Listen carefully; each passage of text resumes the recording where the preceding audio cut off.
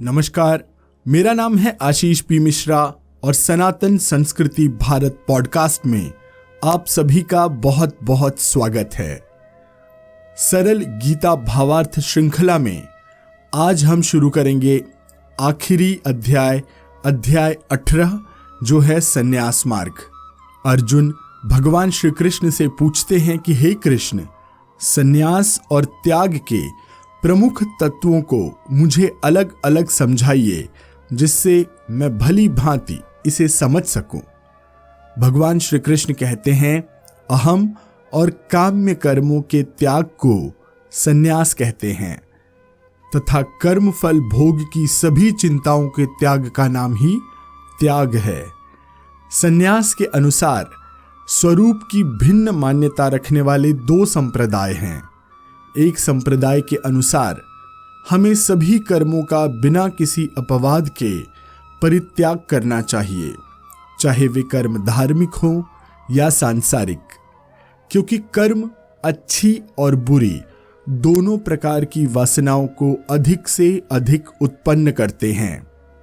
दूसरे संप्रदाय के अनुसार सत्कर्म यानी अच्छे कर्म जैसे कि यज्ञ, दान और तप आदि अपने हित के लिए करने चाहिए तथा अन्य शेष कर्मों का परित्याग करना चाहिए।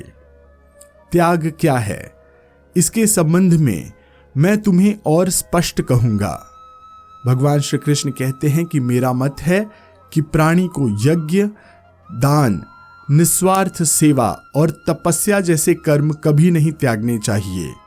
वे मन को निर्विकार बनाते हैं, लेकिन ध्यान रहे कि ये कर्म भी निर्लिप्त भाव से करने चाहिए। त्याग सब प्रकार के प्राणी करते हैं।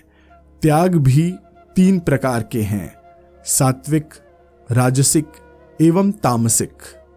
कर्म तथा कर्म फल से आसक्तिहीन होकर अपने कर्म को तत्परता से एवं भली भांति करने को ही सात्विक त्याग कहते हैं। सात्विक त्यागी स्वयं को सौंपे हुए कर्तव्यों को सद्बुद्धि के साथ संपन्न करता है, न कि कुछ प्राप्ति की कामना से।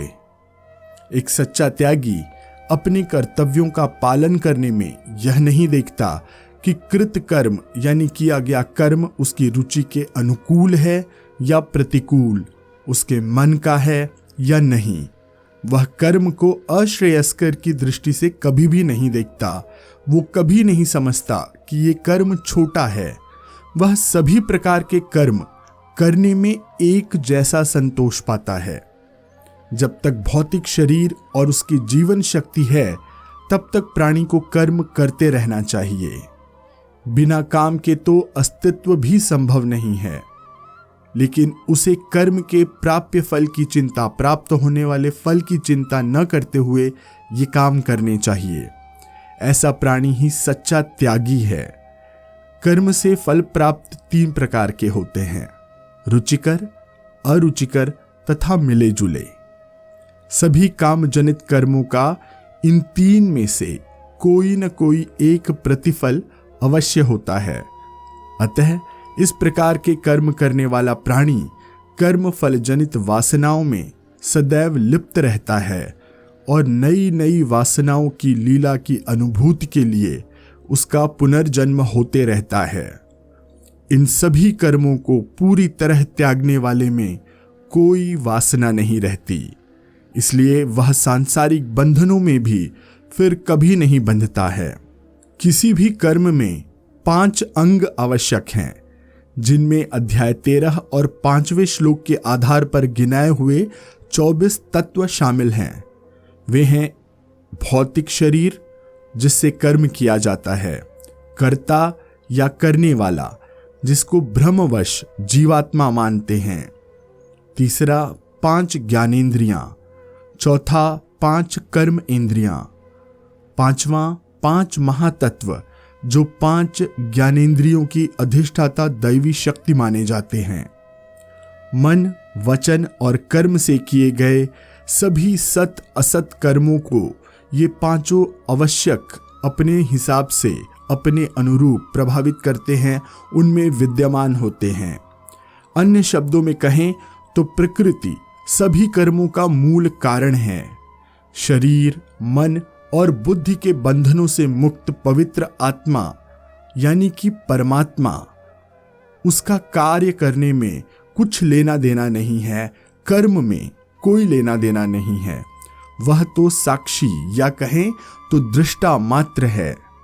अतः जो अज्ञानी पुरुष पवित्र आत्मा यानी परमात्मा को कर्म का कर्ता मानता है, वह सत्य की अज्ञानता के लिए तिरस्कार की अपेक्षा दया का पात्र है।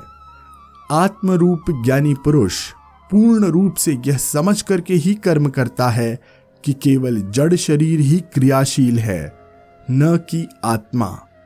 अतः किसी का वध करने पर भी उसकी आत्मा को कोई पाप नहीं लगता। हे अर्जुन, इस सत्य को भली भांति समझकर तुम युद्ध में भाग लो। यदि तुमने अपने आप को उन्हें मारने वाले जड़ शरीर से अलग जानकर पवित्रता से अंतरात्मा से एकाकार कर लिया तो तुम कोई पाप नहीं कर रहे हो। यदि अलंकारिक भाषा में कहें तो तुम्हारे हाथ उनके रक्त से रंजित नहीं होंगे। इस संबंध में तुम्हें लेश मात्र भी जरा सा भी संदेह नहीं होना चाहिए। कर्मकांड की प्रेरणा के भी 3 भाग होते हैं। पहला कर्म के संबंध में विचार करने वाला व्यक्ति, दूसरा वह जो कर्म करने का प्रलोभन देता है, और तीसरा वह जो इसकी मधुर स्मृतियां प्रदान करता है अर्थात ज्ञान। यह प्रेरणा कर्म संग्रह से ही पुष्ट होते हैं, बलवान होते हैं, जो कर्ता, कर्म और कारण तीनों से मिलकर बनता है। तीनों गुणों के आधार पर ज्ञान का विभाजन होना चाहिए। प्राणी विशेष में गुणों के बाहुल्य अनुरूप ज्ञान के भी भेद हैं। इस प्रकार सात्विक ज्ञान विशुद्ध एवं सर्वश्रेष्ठ है। अद्वैत दर्शन सात्विक है क्योंकि वह एकेश्वरवाद एवं प्रत्यक्ष रूप से संपूर्ण सचराचर में विभिन्न रूपों में व्याप्त अखंड परमात्मा की सर्वव्यापकता का उपदेश देता है। जो जीवन दर्शन सभी प्राणियों में ब्रह्म के एक ही दैवी रूप की व्यापकता को न मानकर एक दूसरे में भिन्नता देखता है, वह राजसिक ज्ञान है। चाहे वह धर्म या राजनीति से संबंधित हो अथवा समाजशास्त्र या विज्ञान से संबंधित हो। सांसारिक प्राणी ही भौतिक सुखों में निमग्न रहते हैं, लगे रहते हैं, अपने आप को दिव्य समझते हैं तथा उस परम सत्ता के अस्तित्व को अस्वीकार करते रहते हैं। वह सत्ता जो सबको संचालित करती है, उनकी धारणा इतनी प्रबल होती है, उनकी सोच इतनी प्रबल होती है कि वे न तो जानना चाहते हैं न अपना सुधार करना चाहते हैं। इस असत ज्ञान को ही तामसिक ज्ञान कहते हैं। सात्विक कर्म में कर्ता को यानी करने वाले को आनंद और संतोष की अनुभूति होती है, क्योंकि वह किसी राग द्वेष से प्रेरित होकर यह कर्म नहीं करता। इसमें करने वाले को न तो कर्म से यानी कि किए गए काम से कोई लगाव होता है और न ही इसके फल से। यह तो स्वप्रेरित कर्म होता है। जो कर्म कामना की संतुष्टि के लिए किया जाता है वह राजसिक कर्म है। इसमें कर्ता होने का अहम भाव तथा कामना दोनों होती है। असावधानी और अनुत्तरदायित्व से किया हुआ कर्म तामसिक है। इसके करने से अंत में अपने आप को तथा दूसरों को शोक और विपत्ति ही मिलती है। जो निरहंकारी असफलता में भी धीर और कर्म करने में मुदित रहता है वह सात्विक करता है।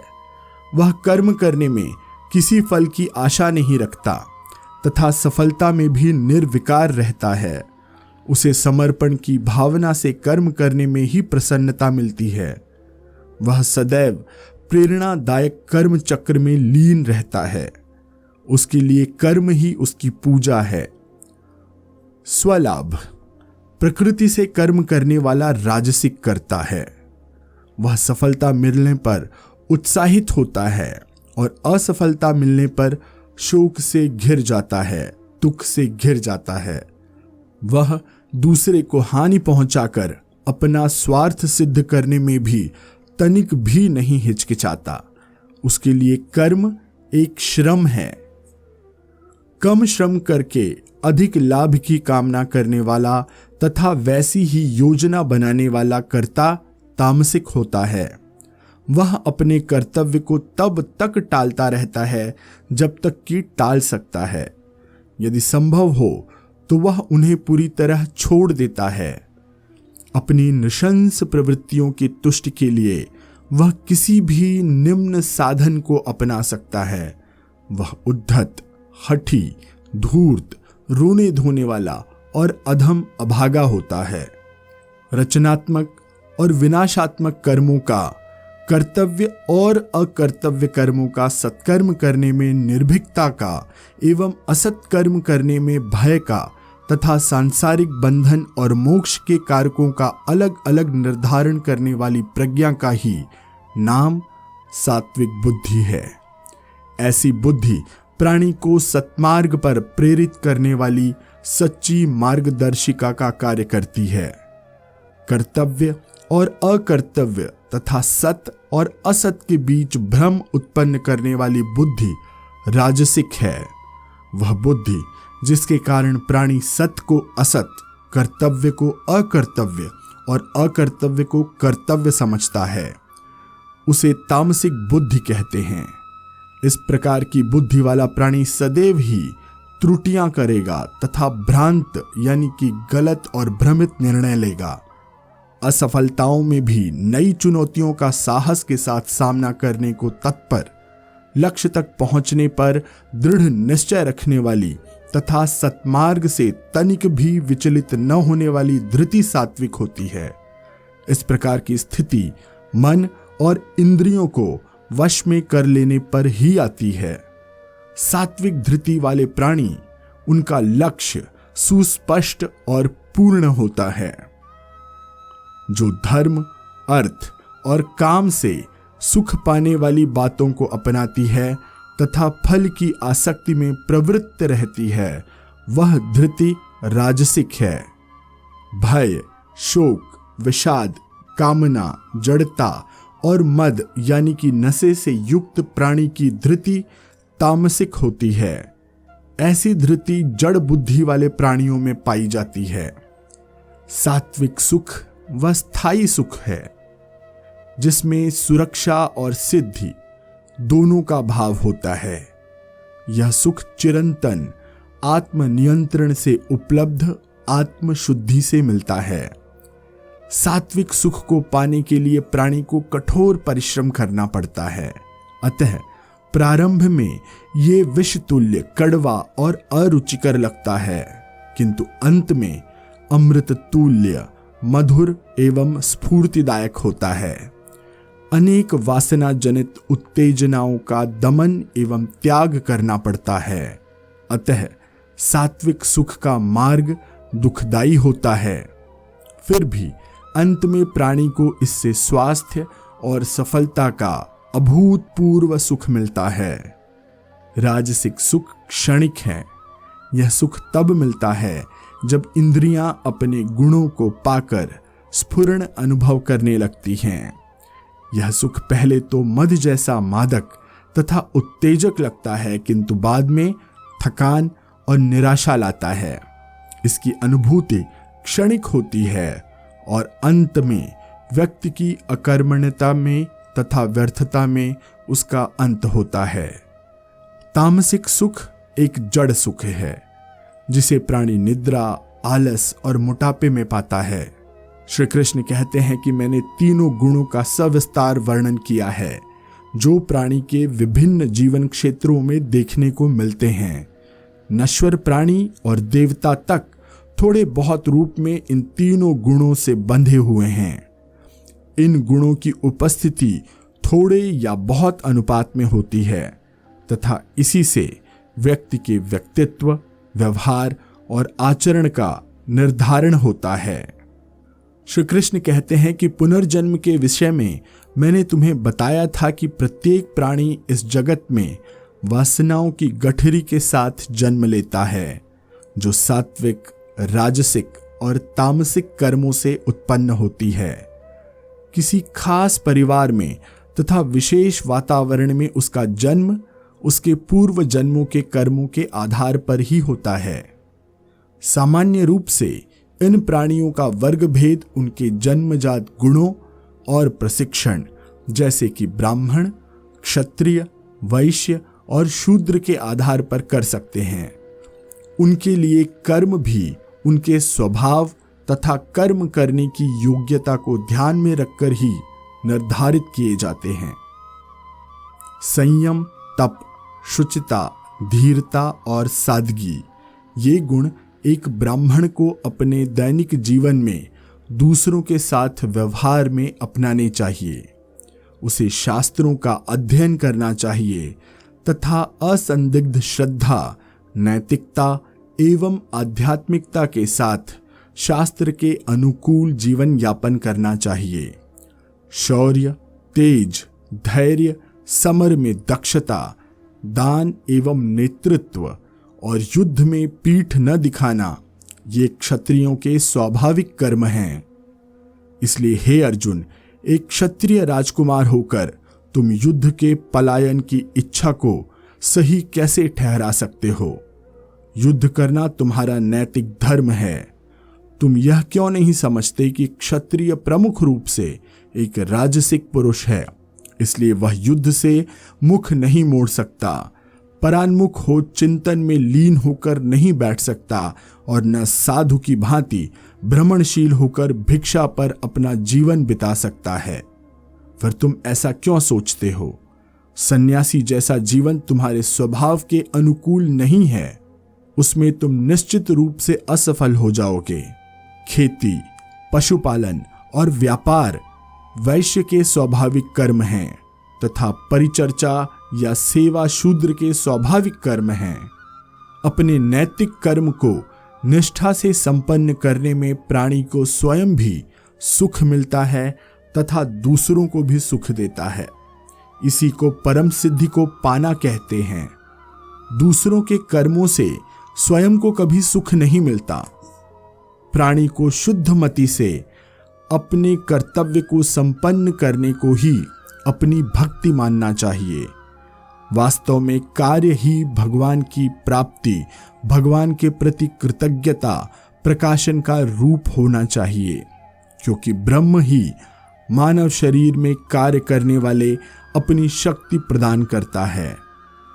यदि ऐसा विचार प्रत्येक प्राणी के मन में सतत रूप से बना रहे तो फिर उसके लिए न तो कोई कार्य अनिश्चित रहेगा और न अशोभनीय। प्रत्येक व्यक्ति को जीवन में किसी निश्चित क्षेत्र में नियोजित करने में भगवान की कोई निश्चित योजना और महान उद्देश्य होता है। अतः उसे निशंक होकर बिना शंका किए अपने कर्तव्य को निष्ठा और कुशलता से करना चाहिए तथा उसे ही भगवान के आदेश का पालन मानना चाहिए। ईश्वर प्रत्येक प्राणी के स्वभाव के अनुकूल सबके लिए कर्म निश्चित कर देता है। वह जानता है कि कौन सा व्यक्ति किस कार्य को दूसरे से अच्छी तरह कर सकता है। न तो किसी का काम श्रेष्ठ मानना चाहिए और न ही किसी का काम हेय मानना चाहिए, यानी कि छोटा या नीचा मानना चाहिए। दूसरे के काम सर्वोत्तम विधि से करने की अपेक्षा अपना काम निष्ठा से करना अधिक उत्तम है। जो कर्म अपने लिए स्वभाव से निश्चित है, उसे करते हुए मनुष्य को कभी पाप नहीं लगता है। सत्य, रज और तम, इन 3 गुणों के कारण सभी कर्म बिना किसी अपवाद के वैसे ही दोष युक्त होते हैं जैसे अग्नि धुएं के दोष से युक्त होती है। कर्म हमेशा वासनाओं को जन्म देते हैं। इसलिए सबसे उत्तम बात है कि जीवन क्षेत्र के अनुरूप प्राणी नियत कार्य ही सावधानी से करे तथा इस प्रकार अन्य वासनाओं को जन्म न दे। सांसारिक कष्टों में कम से कम उलझे और अहंकार की भावना को छोड़कर सब कर्मों को अभिकर्ता भाव से करे। जगत में इस प्रकार शरीर से कर्मण्य किंतु चेतना से अकर्मण्य व्यक्ति पूर्णता की तरफ बढ़ने वाला प्राणी है। वास्तव में ऐसा ही प्राणी दिव्य पद पाने के योग्य है।